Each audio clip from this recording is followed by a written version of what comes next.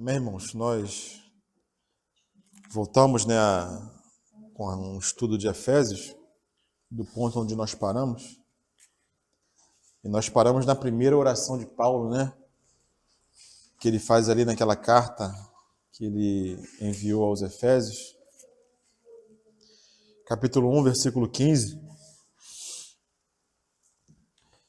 E depois de ele discorrer muitas coisas com relação ao mistério que a ele foi revelado, de Cristo sendo reencabeçado sobre todas as coisas, depois dessa torrente de revelação de Paulo, ele faz a sua primeira oração, porque ele identificou algo nos irmãos, ele identificou fé, ele identificou amor.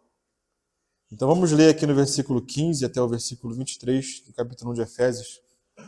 Por isso também eu, tendo ouvido a fé que há entre vós no Senhor Jesus, e o amor para com todos os santos, não cesso de dar graças por vós, fazendo menção de vós nas minhas orações, para que o Deus de nosso Senhor Jesus Cristo, o Pai da glória, vos conceda espírito de sabedoria e de revelação no pleno conhecimento dele, iluminados os olhos do vosso coração, para saberdes qual é a esperança do seu chamamento, qual a riqueza da glória da sua herança nos santos, e qual a suprema grandeza do seu poder para com os que cremos, segundo a eficácia da força do seu poder, o qual exerceu ele em Cristo, ressuscitando dentre os mortos, e fazendo-o sentar à sua direita, nos lugares celestiais, acima de todo principado e potestade, poder e domínio, e de todo nome que se possa referir, não só no presente século,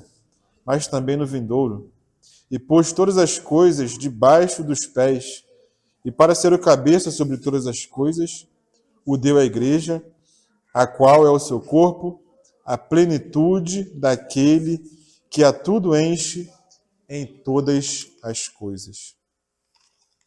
Então nós paramos na última ministração, focando nessas três coisas que Paulo orava para que os irmãos soubessem. Então Paulo ele ora para que nossos olhos sejam iluminados para sabermos qual é a esperança do seu chamamento. 2. Qual a riqueza da glória da sua herança nos santos. E 3. Qual a suprema grandeza do seu poder para com os que cremos, segundo a eficácia da força do seu poder, o qual ele exerceu em Cristo, ressuscitando-o dentre os mortos e fazendo-o sentar à sua direita nos lugares celestiais, acima de todo principado e potestade, poder e domínio, e de todo nome que se possa referir, não só no presente século, mas também no vindouro. Essa terceira sentença aí é grande, que nós temos que saber. Ela vai do versículo 19 até o versículo 21. São 3 versículos. Mas nós vamos começar pela primeira, irmãos. A primeira coisa que nós temos que saber. Qual é a esperança do seu chamamento? Esse chamamento quem faz, irmãos, é Deus. Deus é quem nos chama.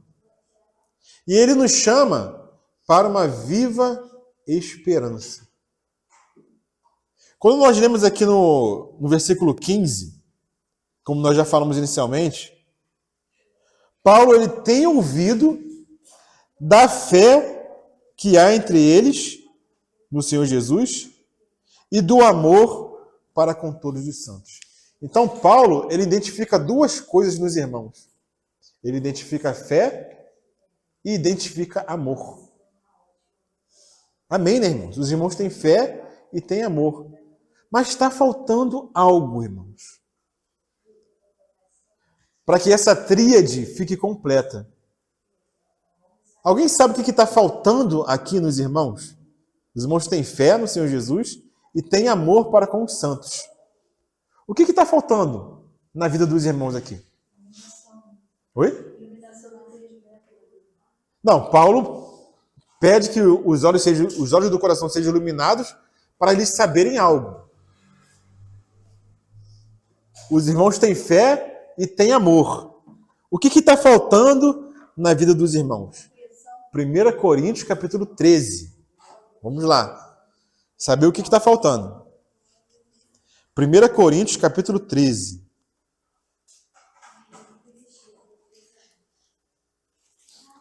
Poderíamos achar que os irmãos estavam completos, né? Os irmãos têm fé e têm amor. Mas o que está faltando, irmãos? 1 Coríntios 13, versículo 13.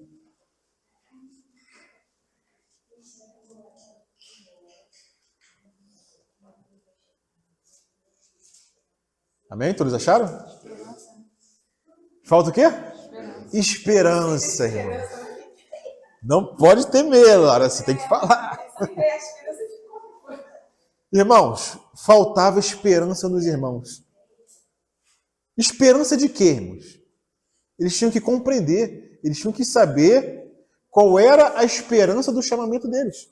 O chamamento foi feito por Deus. E Deus chamou para quê, Nélio?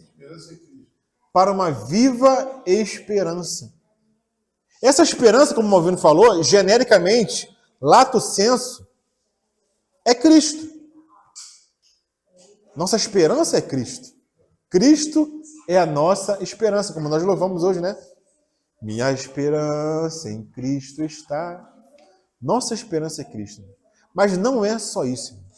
Nós vamos ver hoje aqui, tentar mostrar para os irmãos, com a graça do Senhor, qual é a importância de nós termos esperança, irmãos.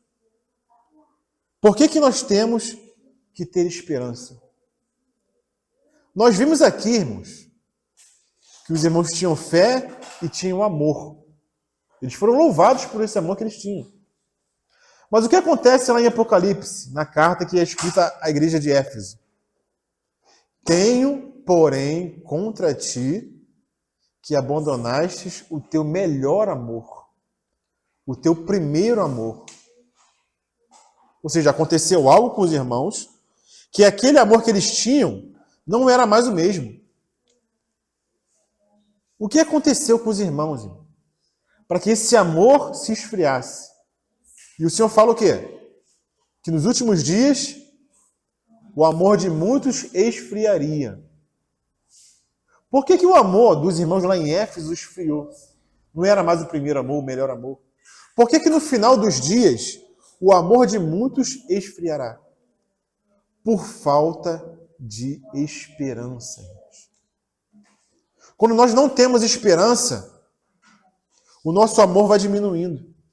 O nosso amor vai minguando, irmãos. Vamos abrir lá em 1 Timóteo. Capítulo 1, versículo 1. 1 Timóteo 1, 1. Como é que Paulo fala para Timóteo?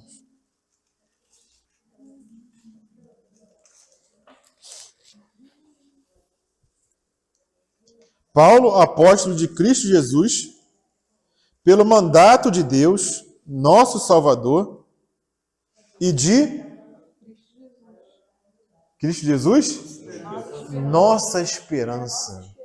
Aquilo que o Malvino falou, né? Cristo Jesus, nossa esperança. É algo que nós esperamos, irmãos. Nós já temos o Senhor habitando em nós. Mas também nós esperamos pela manifestação dele. O que é a fé, irmãos? A fé sempre está ligada à esperança.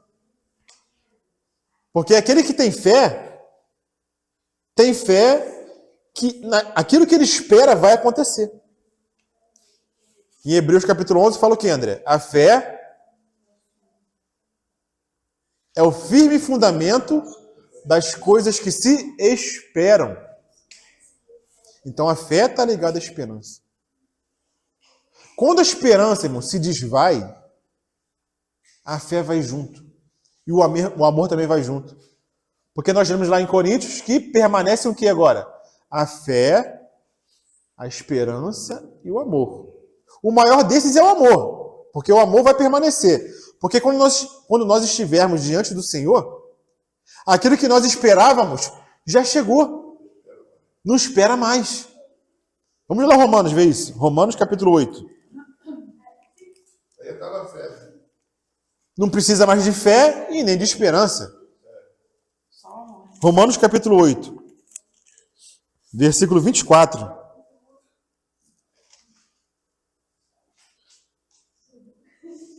Porque na esperança fomos salvos. Amém. Ora, esperança que se vê não é esperança. Pois o que alguém vê, como o espera? 25. Mas se esperamos o que não vemos, com paciência o aguardamos. Se esperamos o que não vemos, com paciência o aguardamos. Então a esperança, ela tem que ter paciência, André. Lá em casa, eu sempre tento exercer isso com as crianças, né? Caleb, Evelyn. Eles pedem algo, eles querem algo, querem que a gente compre algo para eles, né? Só que eu nunca compro de imediato. Né? Eu não compro de imediato quando eles pedem. Eu falo, calma que na hora certa o papai vai comprar. Né? E com isso eu tento mostrar para eles que eles têm que esperar o tempo certo. Tem que aguardar. É, vem me olhando ali, né? Vinha lá a cara dela. Eles têm que aguardar a hora certa. Porque senão eles viram pessoas imediatistas. E as pessoas imediatistas, o que acontece com elas? Elas não têm paciência para aguardar. O mundo hoje está assim. O mundo não consegue esperar nada. Irmãos. Eles querem que tudo aconteça na hora que eles querem, na hora que eles pedem. Eu quero isso e tem que ser agora. Isso. Então por que muitos estão indo para redes sociais para ganhar dinheiro? Porque rede social hoje está dando dinheiro. Jovens estão invadindo rede social para ganhar dinheiro, para satisfazer as próprias vontades, porque não querem esperar o tempo certo de trabalhar, começar ali pequeno e crescendo aos pouquinhos para ir conquistando as coisas. Não existe mais essa paciência, irmãos. Não existe mais esse esperar. Imagine, irmãos, isso é com relação às coisas naturais, materiais. Imagine esperar a volta do Senhor, TT. Quantas pregações hoje falam da volta do Senhor? Quase nenhuma. Nossa esperança é tua vinda. Imagine se nós não tivermos paciência, irmãos. Já faz quanto tempo que o Senhor falou que vai voltar? 2000 anos, irmãos. A esperança de todo cristão tem que ser a volta do Senhor e a nossa reunião com Ele. É isso que tem que nos manter, irmãos. A fé na volta dele e a esperança. Porque se nós não tivermos essa esperança, André, o nosso amor vai se esfriar. E o que vai acontecer, Nelly, se o nosso amor se esfriar? Se a nossa esperança não está na volta do Senhor, meu Senhor está demorando. O que vai acontecer? Tem alguma sugestão aí que vai acontecer? O amor vai esfriar. O amor vai esfriar. E o que vai acontecer quando o amor esfria? Perder a esperança. Hã? Quando perde a esperança, o amor esfria. E quando o amor esfria, acontece o quê? Mateus 24. Vamos lá? Ver o que acontece? Mateus 24.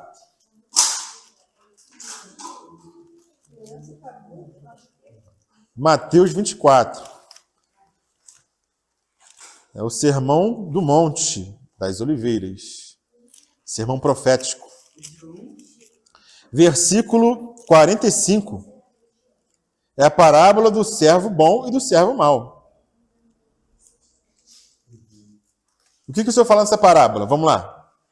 Quem é, pois, o servo fiel e prudente, a quem o Senhor confiou os seus conservos, para dar-lhes o sustento a seu tempo? Bem-aventurado aquele servo a quem o seu Senhor, quando vier, então fala da volta dele, achar fazendo assim. Por que esse servo vai ser achado fazendo assim? Porque ele esperava a volta do seu Senhor. Ele esperava a volta do Senhor fazendo o quê, irmão? Fazendo o quê, Nelly? Alimentando os seus conservos. Sustentando, conservando os seus conservos. Em verdade vos digo que lhe confiará todos os seus bens. Mas tem outro servo, que é servo, que é filho, mas é um servo mau. E olha o que o Senhor fala aqui dele. Mas aquele servo, sendo mau, mas se aquele servo, sendo mau, disser consigo mesmo. O que ele falou consigo mesmo? O meu Senhor tarda, ou seja, perdeu a esperança. Perdeu a esperança da volta do Senhor. O meu Senhor tarda. O que ele fez? Qual foi a consequência disso? O meu Senhor demora-se e passar a espancar os seus companheiros e a comer e a beber com ébrios. Então, quando nós perdemos a esperança na volta do Senhor, o nosso amor esfria e nós começamos a arrumar confusão entre os irmãos. É uma das consequências. Começa a briga entre os irmãos, desavença, divisão, porque perdeu a esperança da volta do Senhor. O amor esfriou. Briga entre os irmãos, contenda entre os irmãos e mundanismo. Começou a beber e a comer com os ébrios. Duas consequências. Contenda na reunião e mundanismo. Quando nós perdemos a esperança do nosso chamamento, que é a esperança da volta do Senhor, nós começamos a nos mundanizarmos. Então, olha a importância de nós estarmos olhando para o autor e consumador da nossa fé e da promessa deles, olharmos para a promessa dele, da sua segunda volta. Essa, irmãos, é a exortação que a epístola aos Hebreus faz. Vamos abrir lá, Hebreus capítulo 10.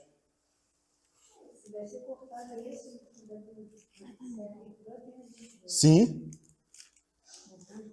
A gente não leu a punição dele, né? Mas é uma punição bem dura. Hebreus 10, 24.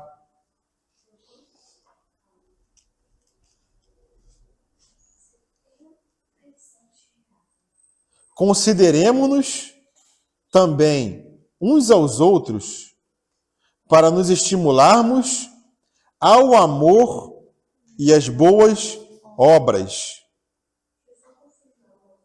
Não deixemos de congregar-nos, como é o costume de alguns.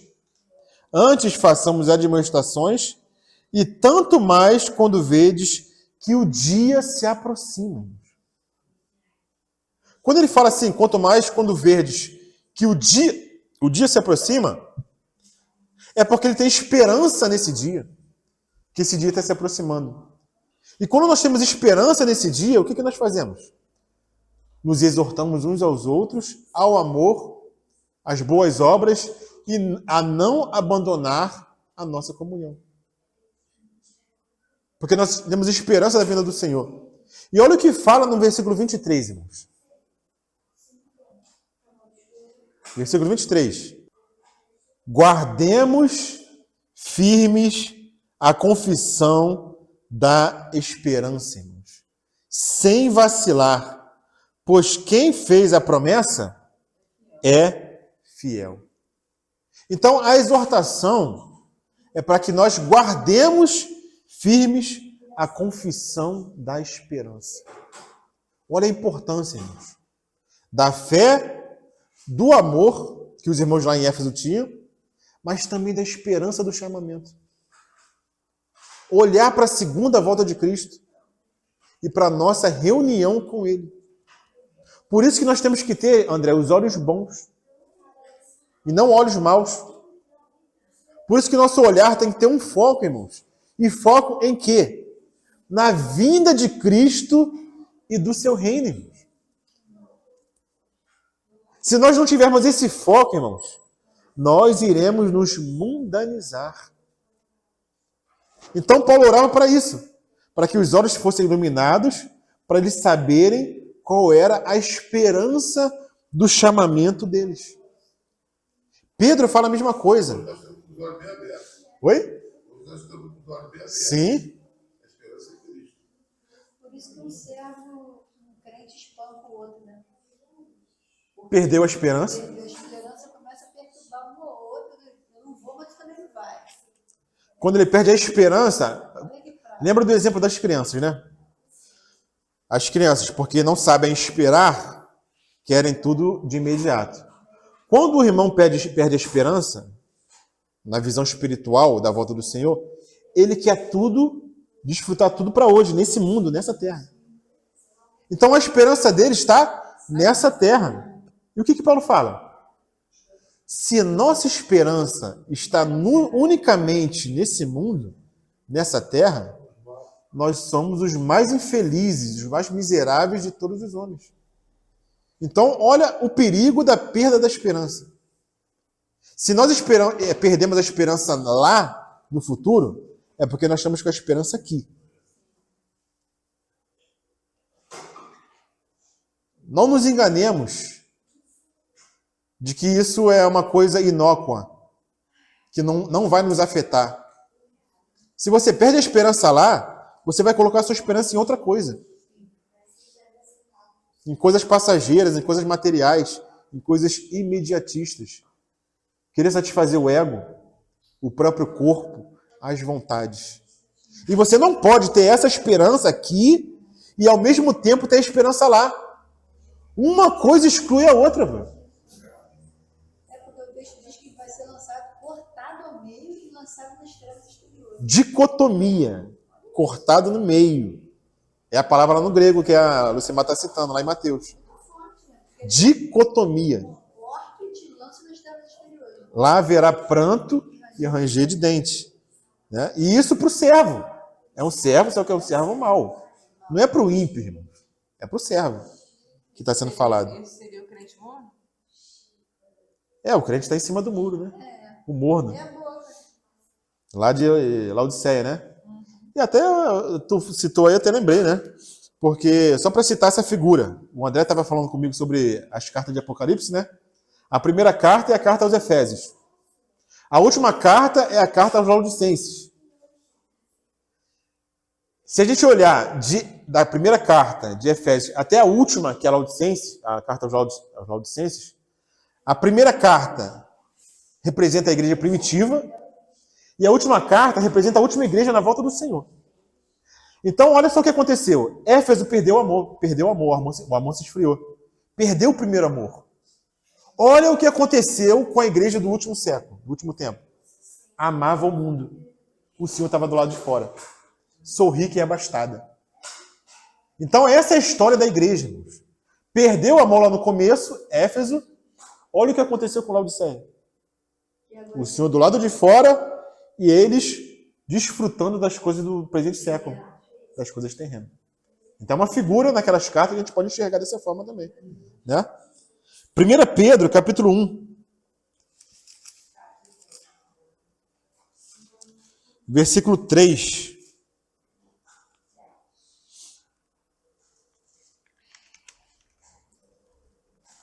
Primeira Pedro 1, 3.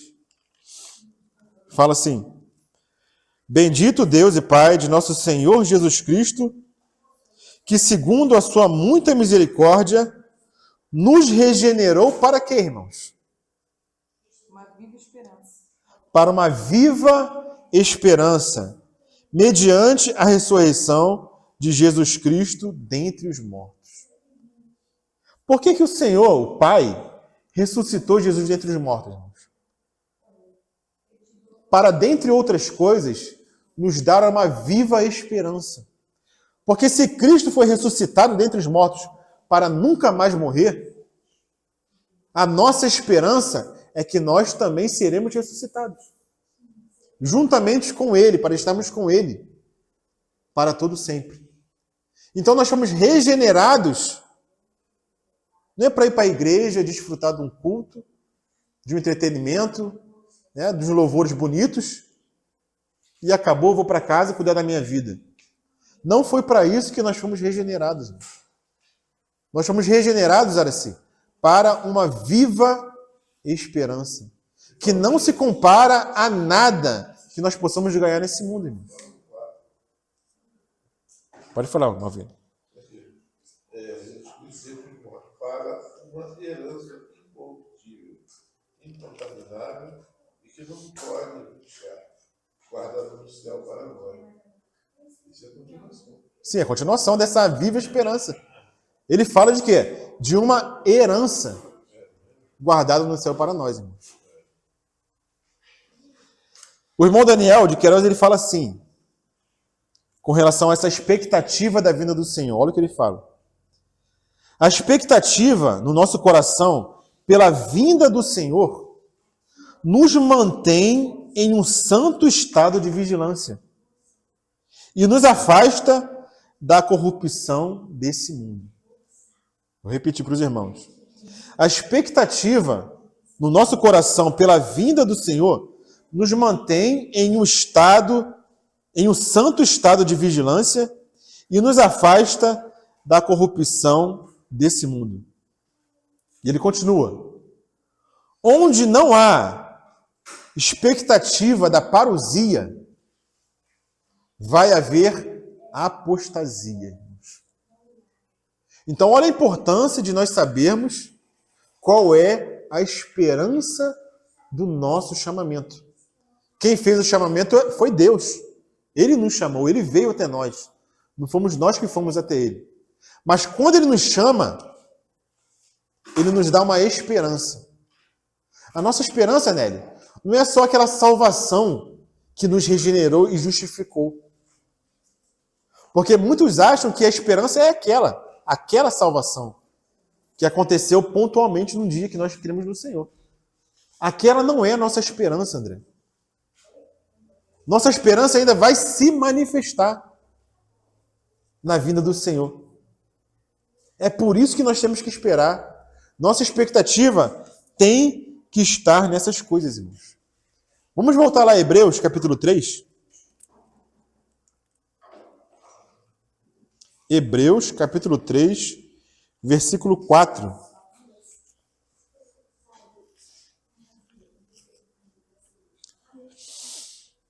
Porque a mesma exortação que serviu para o povo de Israel serve para nós.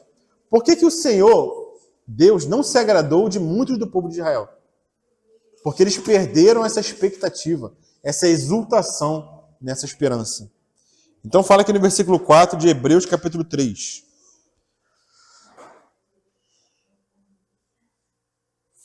Pois toda casa é estabelecida por alguém, mas aquele que estabeleceu todas as coisas é Deus.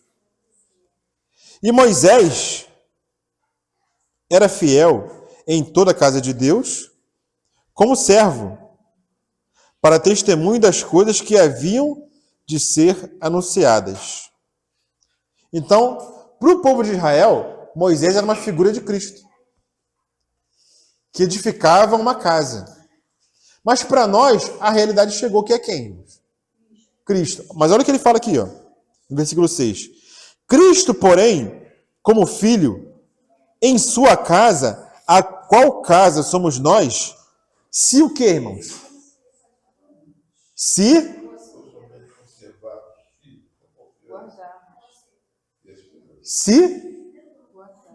guardarmos firmes até o fim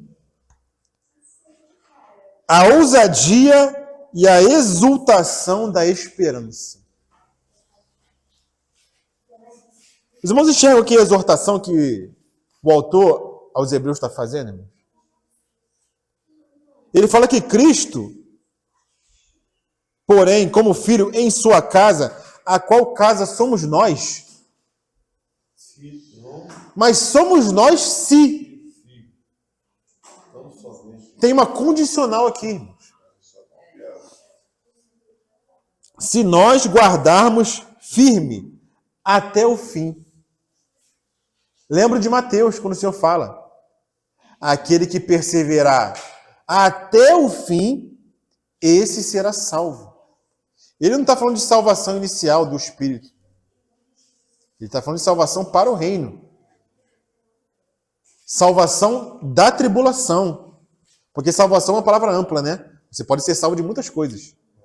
O contexto lá é tribulação. Ser salvo da tribulação para estar no reino. Aquele que persevera até o fim é salvo.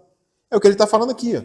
Se guardarmos firmes até o fim, a ousadia e a exultação da esperança, irmãos. Será que nós exultamos quando nós falamos da vinda do Senhor, irmãos? E exultar, sabe o que é, TT? O irmão Watmani, ele falava que exultar, para eles lá na China, era quando você levantava as 4 extremidades para o alto, irmãos. Você pulava e levantava tudo, exultando, irmãos. Será que a gente consegue fazer isso? A gente vai para a academia? Pular e exultar no Senhor pela esperança do nosso chamamento, irmãos? Pô, a gente fala da segunda volta do Senhor como uma coisa... Será que vai acontecer mesmo? Sabe por quê, irmãos? Tem muitos que creem assim. Não, o Senhor não vai voltar mais, não.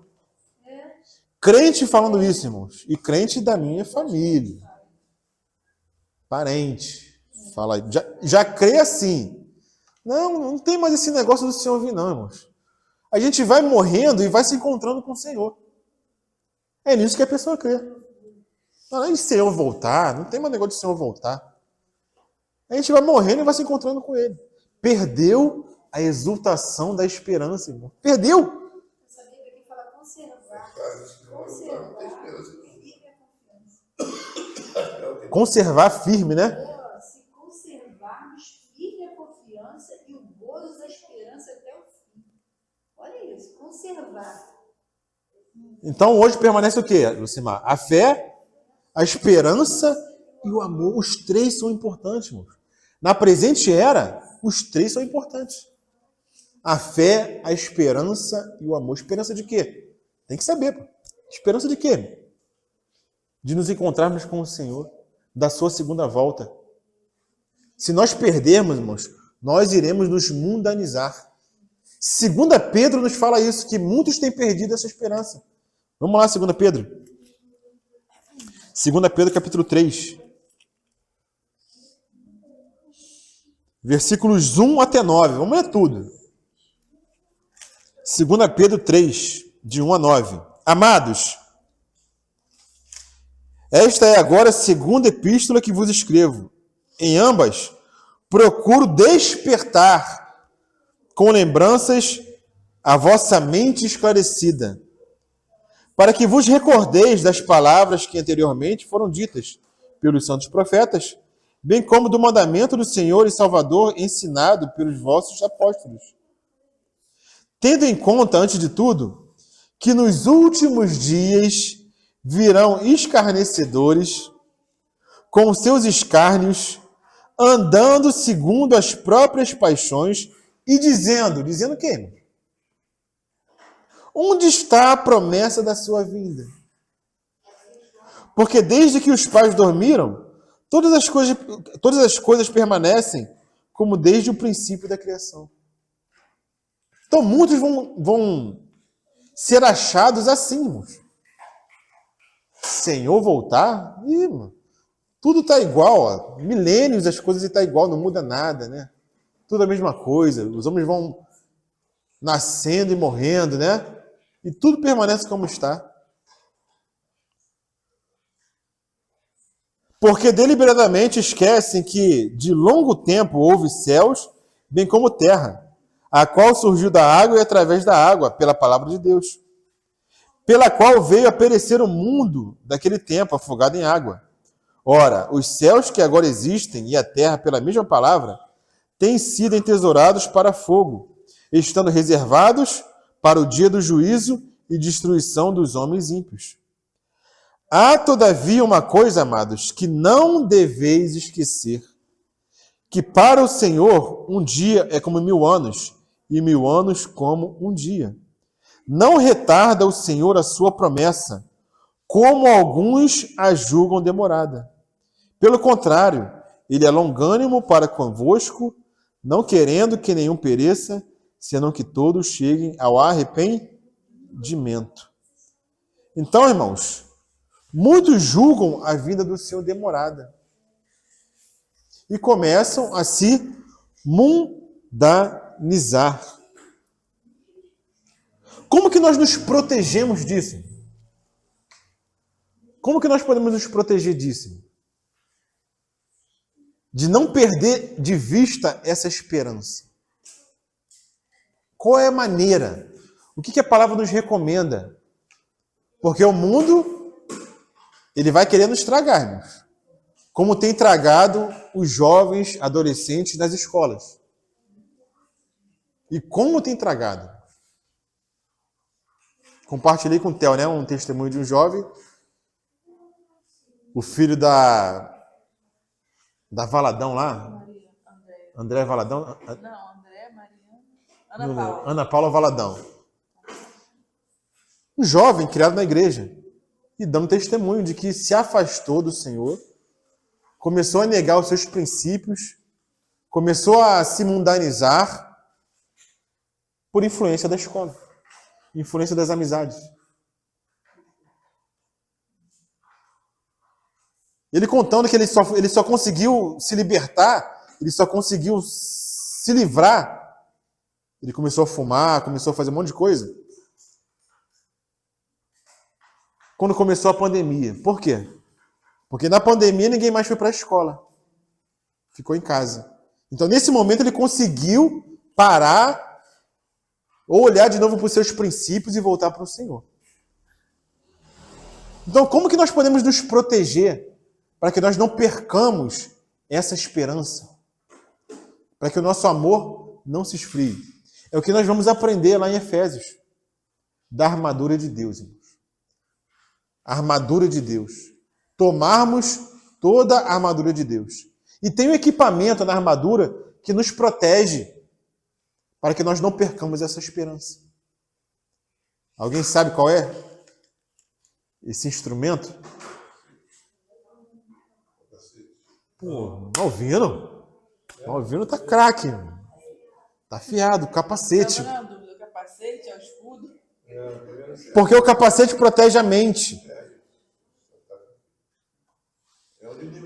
É onde o inimigo ataca. Mas lá, quando ele fala em Efésios, o capacete da salvação, ele não explica muito o que é o capacete da salvação. Se a gente for ler lá, vamos ler lá. Para nos livrar dos dados alvejantes do inimigo. Não, mas na verdade ele não explica a função do capacete. Né? Para que o capacete serve? A gente entende por causa que é na cabeça, né? O pensamento está na mente. A gente consegue entender assim. Mas eu pensei no escudo também, porque com o escudo você se protege, né? Você bota o escudo em cima da cabeça, você bota o escudo no peito, em vários. Então está lá no versículo 17 do capítulo 6. Ele fala assim: tomai também o capacete da salvação. Bom, ele só fala isso, do capacete ele só fala isso. Tomai também o capacete da salvação. Então muitos falam, não, é porque ele protege a mente, né? Te guarda dos dardos inflamados. Mas será que é só isso mesmo? Ele não explicou aqui. Mas como nós aprendemos, a palavra é um pouco aqui e um pouco ali. Então nós temos que buscar aonde que está a explicação do que é esse capacete da salvação. Está lá em Tessalonicenses, vamos lá. 1 Tessalonicenses, ele vai citar de novo o capacete. 1 Tessalonicenses, capítulo 5. 1 Tessalonicenses, capítulo 5, versículo 8.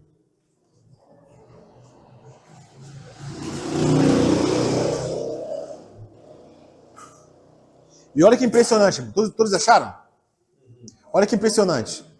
Nós falamos lá em Efésios, né, que Paulo identificou a fé e o amor nos irmãos. Faltava esperança. E esses três itens, justamente, ele está falando aqui no versículo 8. A fé, o amor e a esperança. Olha o que Paulo fala aos Tessalonicenses. Nós, porém, que somos do dia, sejamos sóbrios, revestindo-nos da couraça da fé. Então ele citou a fé. Mas o que, irmãos? E do amor. Falou do amor. E tomando como capacete, o que, irmãos? A esperança da salvação. Então, isso que é o capacete. Para isso que o capacete serve.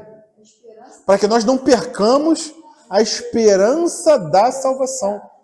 Lá em Efésios ele fala do capacete da salvação. Mas aqui ele complementa. É o capacete O capacete é a esperança da salvação, irmãos. Esse que é o capacete. Porque esses 3 itens tem que ter na nossa vida, irmão. Essas 3 virtudes. Então a esperança já é o capacete. Não, o capacete é o quê? O capacete é a esperança da salvação. Olha só. Vestindo-nos da couraça da fé, do amor, tendo por capacete a esperança da salvação. Tendo por capacete, o que é o capacete? É a esperança da salvação. Sim. Então, como que a nossa mente vai estar guardada, irmãos? Para nós não nos mundanizarmos. Sempre esperar a nossa salvação, que irá se apresentar no último tempo, irmãos. Nossa esperança tem que estar lá, e não no imediato, irmãos. Não nas coisas dessa terra, não nas coisas temporais. Nós temos que amar a vinda do Senhor. Não é isso que Paulo fala para Timóteo? Como que ele fala? O Lucimar sabe de cor, né? Interessante que as coisas estão. Combati o bom combate. Lei não vê, né? Vamos lá citar, irmãos. Combati o bom combate, encerrei a carreira e guardei a fé. E desde agora está me reservado o quê? A coroa da justiça. Mas não só a mim, mas a todos quantos amam a vinda do Senhor, irmãos. 2 Coríntios. Vamos abrir lá. 2 Timóteo, capítulo 4. 2 Timóteo, capítulo 4. Versículo 7.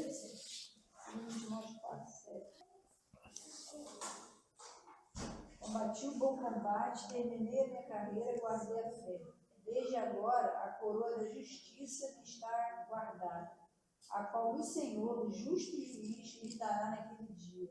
E não somente a mim, mas também a todos os que amarem a sua aparição. Essa é a esperança da salvação. É exultar na esperança, irmãos. Como que isso tem esfriado no coração dos irmãos? Porque hoje em dia é o quê? É só lucro. Hoje em dia é só prosperidade. Hoje em dia é carro do ano, é casa de praia, é viagem.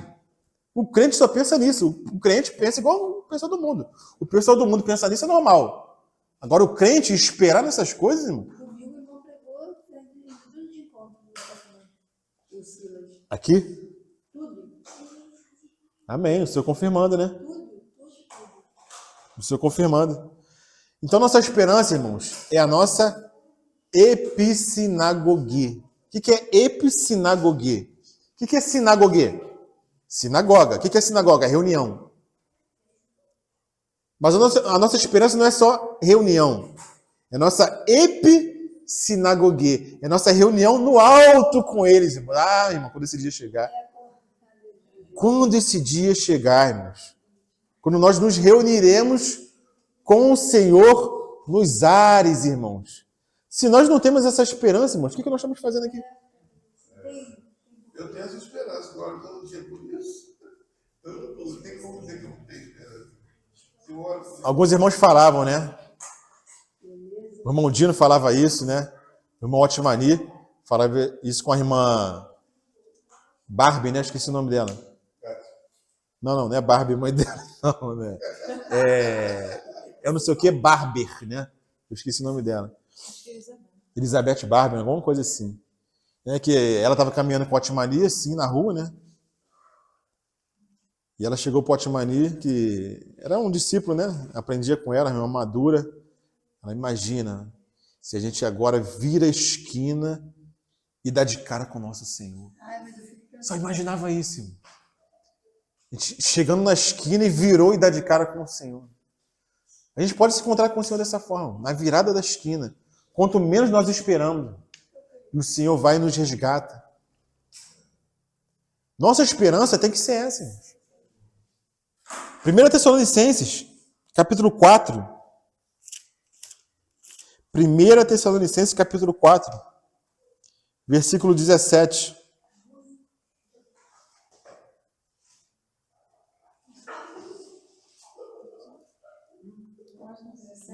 Falando do arrebatamento, né?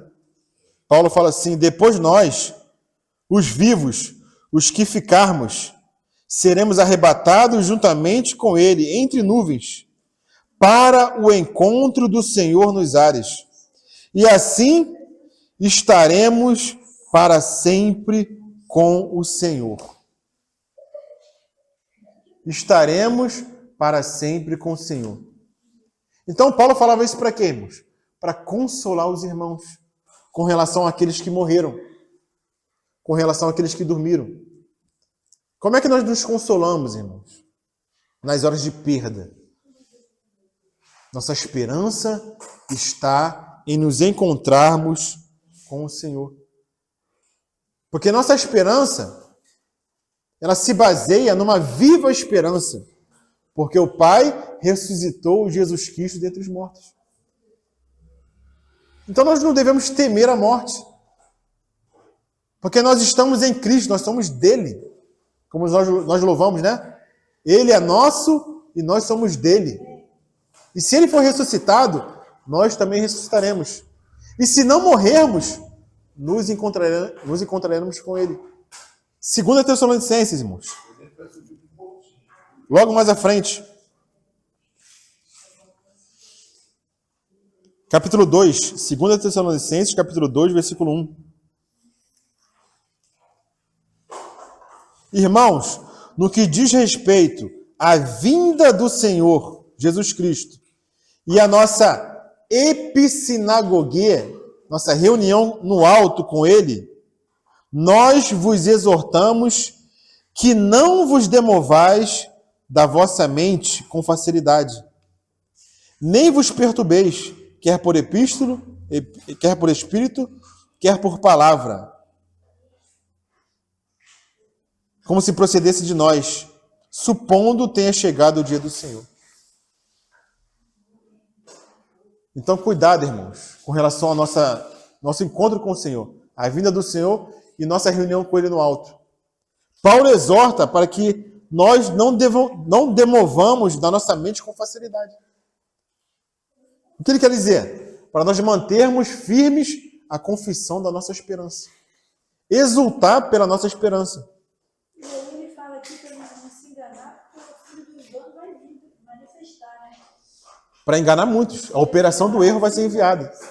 Antes disso, ninguém vos engane de maneira alguma, pois aquele dia não virá sem que o primeiro venha a apostasia e o homem do pecado seja revelado, o filho da perdição. Então ele fala que tem que vir a apostasia e se manifestar o filho da perdição. A apostasia já chegou, irmão? Alguém acha que já chegou? Irmão, para mim já chegou. A apostasia já está aí. O Espírito do Cristo vai manifestar para governar a terra? Isso. Porque ele não foi revelado ainda, né? Ainda não foi revelado. Essa economia aí. Ainda não foi revelado. A apostasia já está aí. A apostasia é a perca da fé. É o esfriamento da fé. Como se esfria a fé? Perdendo a esperança da vinda dele. Então você entra em apostasia. Aonde não há a expectativa da parousia, há a apostasia.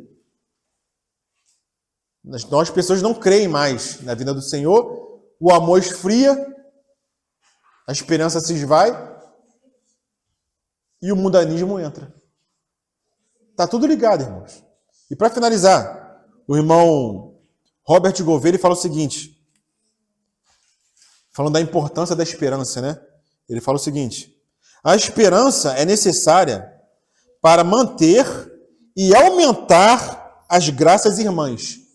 Quem são as graças irmãs da esperança? É a fé e o amor. São meios de graça, né? Ele chama de graças irmãs. A esperança é necessária para manter e aumentar as graças irmãs da fé e do amor. Então, Paulo orava lá aos Efésios, capítulo 1, para que os olhos do coração fossem iluminados para sabermos qual é a esperança do nosso chamamento. Então, olha a importância de nós sabermos, irmãos. A reunião hoje foi só para isso. Foi só para explicar qual é a esperança do nosso chamamento. E a importância de nós mantermos, de nós termos essa esperança, que é na volta do Senhor, na segunda vinda dele e na nossa reunião no alto com ele. Não podemos ter duas esperanças. Esperança nele, na volta dele, no nosso encontro com ele, e esperança nesse mundo. Não tem como, irmão. Então nós temos que vigiar, que rever aonde está a nossa esperança. Qual é a nossa busca diária? Onde o nosso coração está apontado? Para onde o nosso coração está apontado? O que nossa mente pensa? É nas coisas da terra ou nas coisas que são do alto? Esperança nesse caso era fé. Você não tem esperança, perdeu a fé. Estão intimamente ligados. Fé, esperança e amor. Não tem esperança, ninguém acabou. Se você perde um, tudo enfraquece. Então, por isso, o capacete é a esperança da salvação. Aquele versículo que fala que é a fé.